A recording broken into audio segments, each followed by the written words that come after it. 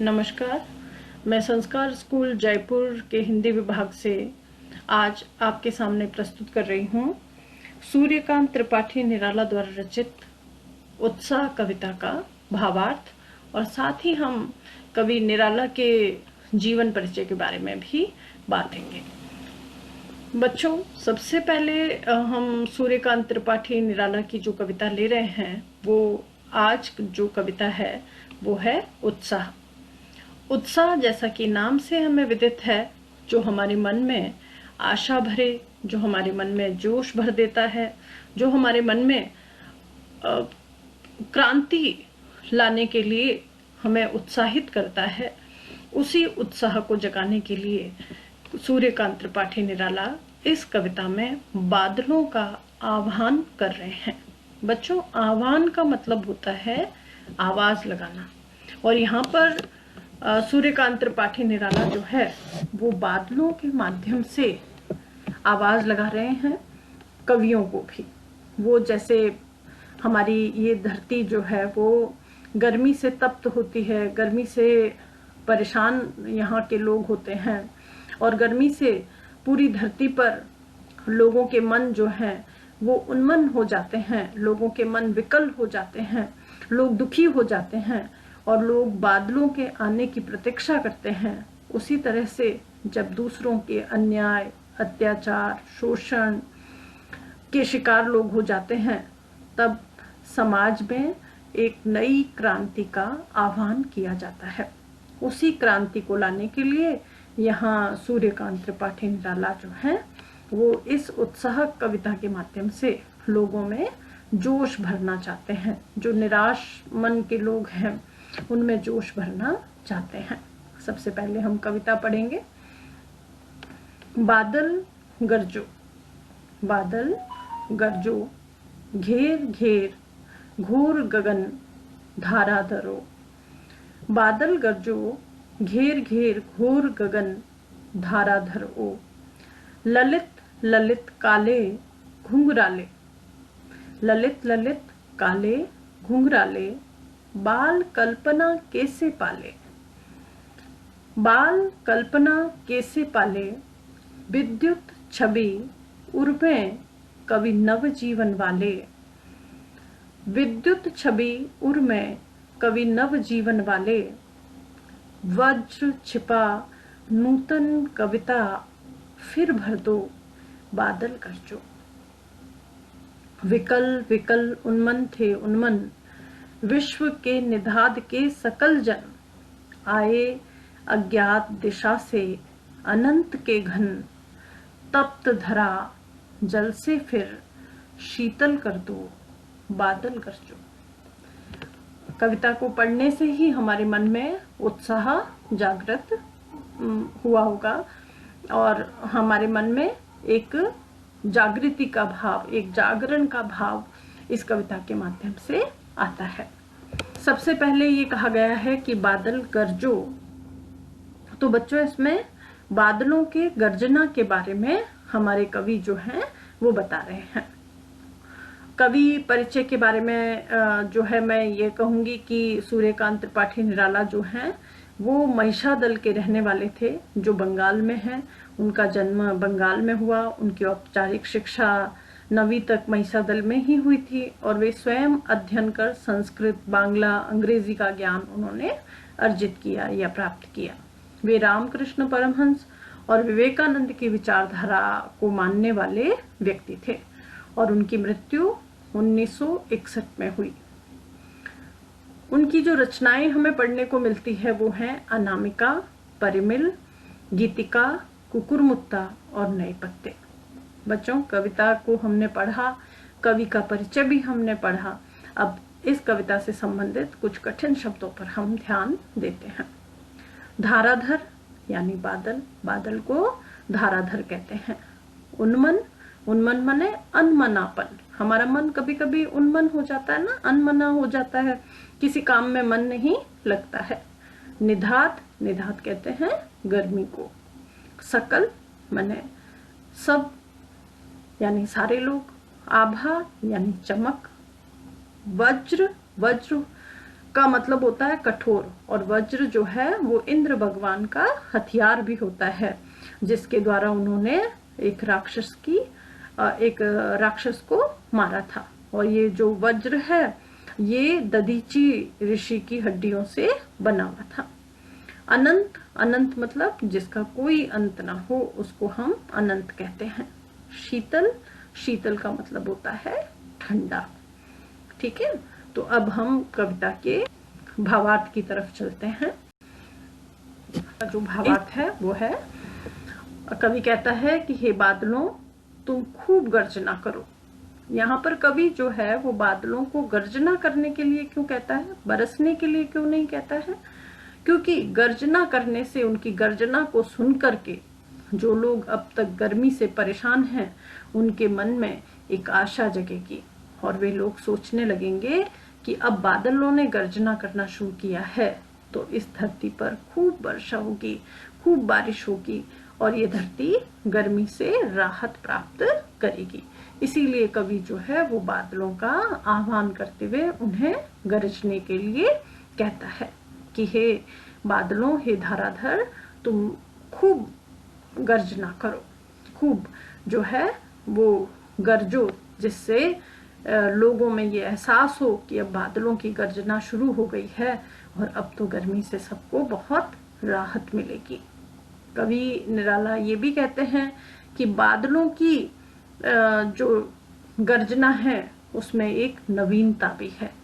बादलों की जो रचना हुई है उसमें भी एक नवीनता है। ये जो काले काले घुंघराले बादलों का अनगढ़ रूप है वो ऐसा लगता है जैसे उनमें किसी बालक की कल्पना समाई हो। बादलों को देख करके आप लोग भी कई तरह की कल्पनाएं करने लगते हो ना। जैसे बादलों में कभी हाथी दिखाई दे रहा है, कभी राक्षस दिखाई दे रहा है, कभी परियां दिखाई दे रही है। अलग अलग तरह की आकृतियां आप बादलों में देखने लगते हो। घोड़े दिखाई देते हैं, हाथी दिखाई देते हैं। तो ये सब जो काले काले बादलों को देख करके बच्चों के मन में जो भाव आते हैं वे क्या हैं? वे वास्तव में बच्चों की कल्पनाएं हैं। तो कवि हमारे कहते हैं कि ये जो बादलों की रचना में एक नवीनता है, ये जो काले काले घुंघराले बादल हैं, ये ऐसे लग रहे हैं जैसे बादलों का अनगढ़ रूप, ऐसे लगता है जैसे उनमें किसी बालक की कल्पना समाई हो। उन्हीं बादलों से कवि कहता है कि वे पूरे आसमान को घेर कर घोर गर्जना करें। कवि कहता है कि हे बादलों, तुम पूरे आसमान को घेर लो और खूब गर्जना करो। सारे आसमान पर छा जाओ और खूब गर्जना करो। बादल के हृदय में किसी कवि की तरह असीम ऊर्जा भरी हुई है। आगे कवि देखो, इस पंक्ति का अर्थ यह है कि जैसे बादलों के हृदय में बिजली रहती है, उसी तरह से यहाँ बादल जो हैं वो कवि को किसके समान दिखाई दे रहे हैं? कवि के समान ही दिखाई दे रहे हैं। जैसे बादलों के हृदय में बिजली रहती है, उसी तरह से कवियों के पास में शब्दों की ऊर्जा रहती है। बादलों के हृदय में जैसे असीम बिजली की ऊर्जा रहती है, उसी तरह से कवियों के पास में भी असीम शब्दों की ऊर्जा रहती है। तो यहाँ कवि जो है वो बादल और कवि दोनों का यहाँ पर आह्वान कर रहा है। यानी हमारे सूर्यकांत त्रिपाठी निराला जो है वो यहाँ बादलों का भी आह्वान कर रहे हैं। बादलों का आह्वान इसलिए कर रहे हैं ताकि तप्त गर्मी से जो धरती गर्म है, जो धरती के लोग परेशान हैं, उनको राहत मिले। और कवियों का आह्वान कवि निराला क्यों कर रहे हैं? ताकि उनकी कविताओं को सुन करके जो लोग दूसरों के अन्याय, अत्याचार, शोषण के शिकार हो गए हैं और उस शोषण से वे लोग निराश हो गए हैं, उन लोगों में नया उत्साह जागृत हो, उन लोगों में नया जोश जागृत हो। वे लोग अन्याय और अत्याचार के खिलाफ अपनी आवाज को उठा सकें, क्रांति के स्वर उठा सकें। इसीलिए कवि यहाँ पर जो है वो कवियों का आह्वान कर रहा है। कवि निराला जो है वो यहाँ पर कवियों का आह्वान कर रहे हैं। वे कहते हैं कि बादलों से कहते हैं कि वे किसी नई कविता की रचना करते हैं और उस रचना से सबको भर दें। यानी जैसे बादल आने से पूरी धरती पर पानी ही पानी छा जाता है और धरती शीतल हो जाती है, उसी तरह से कवि निराला कवियों को कहते हैं कि वे किसी नवीन कविता की रचना करें और उस कविता के माध्यम से लोगों में उत्साह का संचार करें। इन पंक्तियों में कवि ने तपती गर्मी से बेहाल लोगों के बारे में लिखा है। सभी लोग तपती गर्मी से बेहाल हैं, उनका मन कहीं नहीं लग रहा है। ऐसे में कई दिशाओं से बादल जब घिर आते हैं तो कवि कहता है कि इस तपती हुई धरती को वे जो अनजान दिशाओं से आए हुए बादल हैं वो शीतल जल से भर देते हैं और धरती को सुकून देते हैं।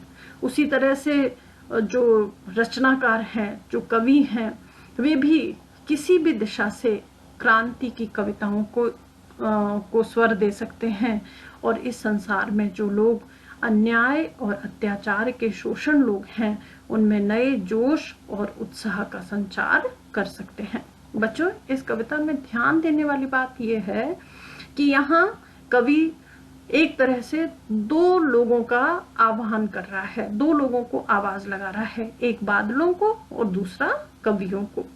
बादलों को इसलिए आवाज लगा रहा है ताकि ये धरती जो गर्मी से तप्त है, बादलों के आने से, बादलों की गर्जना से लोगों में उत्साह का संचार हो जाए। और कवियों का आह्वान इसलिए कर रहा है कि जो लोग अन्याय और अत्याचार और शोषण के शिकार हैं उन लोगों में क्रांति आए, उन लोगों में जोश आए, उन लोगों में उत्साह आए, ताकि वे अन्याय और अत्याचार के खिलाफ बगावत कर सकें, क्रांति कर सकें। आई मेरी बात आपको? अब इसी आधार पर हम कुछ प्रश्नों को यहाँ हल करने का प्रयास करेंगे। जैसे कवि बादल से फुहार, रिमझिम या बरसने के स्थान पर गरजने के लिए कहता है, क्यों? तो यहाँ पर हम क्या कहेंगे कि कवि कहता है कि ये बादलों तुम रिमझिम बारिश मत करो, बल्कि तुम तो प्रचुर मात्रा में जो है वो गर्जना करो। यहाँ कवि जो है कहीं पर भी बारिश करने के लिए नहीं कह रहा है, गर्जना करने के लिए कहता है। और गर्जना करने के लिए क्यों कहता है? ताकि लोगों में ये आत्मविश्वास जग जाए कि अब गर्मी से तपती हुई इस धरती को पुनः धरती को जो है वो बादल अब गरजने लगे हैं, तो अब शीतलता प्राप्त होगी, अब खूब तेज बारिश होगी और ये धरती पुनः शीतल हो जाएगी, इस धरती पर खूब पानी बरसेगा। इस कविता का शीर्षक उत्साह क्यों रखा गया है? तो सबसे पहले आपके मन में ये आ रहा होगा कि इस कविता का शीर्षक उत्साह रखने के पीछे एक तो भारतीय मानसून का इंतजार, हमारा जो देश है वो ग्रामीण देश है, यहाँ पर खेतों को सींचने के लिए बादलों की आवश्यकता होती है, तो इसलिए लोगों को उत्साहित करने के लिए भी, बादलों का आह्वान करने के लिए भी इस कविता का नाम उत्साह हो सकता है। हमारी अर्थव्यवस्था और हमारी संस्कृति के लिए भी ये नाम बहुत महत्वपूर्ण है। और बच्चों, दूसरा इसमें ये भी उत्साह कविता को रखने के पीछे एक कारण कवि का ये भी हो सकता है कि कवि जो है वो जो लोग निराश और हताश हैं जीवन से, दूसरों के शोषण के शिकार लोग हैं, उनमें उत्साह भरना चाहता है, उनमें बगावत के स्वर भरना चाहता है। और कोई भी व्यक्ति क्रांति या बगावत तभी कर सकता है जब वह उत्साही हो। इसीलिए इस कविता का नाम निराला ने हो सकता है उत्साह इसी के पीछे रखा। उनकी सोच यही रही हो कि जैसे बादलों के आने से गर्मी से तप्त लोगों में नया उत्साह जागृत होता है, उसी तरह से कवियों के द्वारा रचित नई रचनाओं को सुनकर के, उत्साह भरी रचनाओं को सुनकर के जो लोग हताश और निराश हो गए हैं उनके मन में नए उत्साह का संचार होता है। कविता में बादल किन किन अर्थों की ओर संकेत करता है? यहाँ जो है कई अर्थों की ओर बादल संकेत कर रहा है, जैसे कि कोई अनगढ़ बालकों की कल्पना की जैसे जो है वो बादल लग रहे हैं, कोई कवियों की नवीन रचना की तरह भी बादल लग रहे हैं, या अनजान दिशा से आए हुए पथिक की भांति भी ये बादल प्रतीत हो रहे हैं। इस तरह से हम जो है वो कई अर्थों में बादलों का प्रयोग यहाँ पर कर सकते हैं। इस कविता में बादल कई अर्थों की ओर संकेत करता है, ये प्रश्न तो हमने हल किया ही। इसके साथ ही एक प्रश्न और हम ले सकते हैं कि शब्दों का ऐसा प्रयोग जिससे कविता के किसी खास भाव या दृश्य में ध्वन्यात्मक प्रभाव पैदा हो, वो नाद सौंदर्य कहलाता है। और इस उत्साह कविता में ऐसे कौन से शब्द हैं जिनमें नाद सौंदर्य मौजूद है? तो वो आपको, नाद का मतलब क्या होता है? संगीत, जहां पर लय दिखाई देती हो। तो विद्युत, छवि, ब्रज इत्यादि ऐसे शब्द हैं जिनमें नाद सौंदर्य है। घनघोर, है ना, गर्जना, ये जो पीछे के जो शब्द आए हैं कविता में, यहाँ पर अधिकतर आप में इनमें देखोगे कि हमें नाद सौंदर्य दिखाई देता है। तो ये कविता जो है वो एक तरह से कवि निराला ने हताश और निराश मनों में उत्साह भरने के लिए लिखी है। समझ आई होगी आपको। धन्यवाद।